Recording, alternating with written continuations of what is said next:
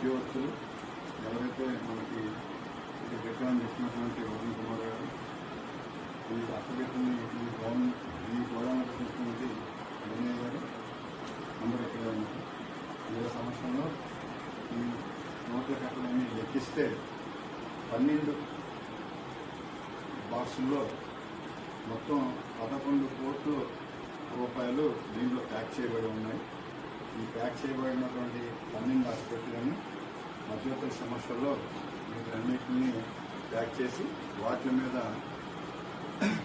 మధ్యవర్తులు, ఈ ప్రత్యక్ష సాక్షులు, ఈ కేసులో అసిస్టెంట్ ఇన్వెస్టిగేషన్ ఆఫీసర్స్ కూడా సంతకాలు చేసినటువంటి స్లిప్స్ని ఈ బాక్సుల మీద అంటించి దీన్ని సీల్ చేయడం జరుగుతుంది.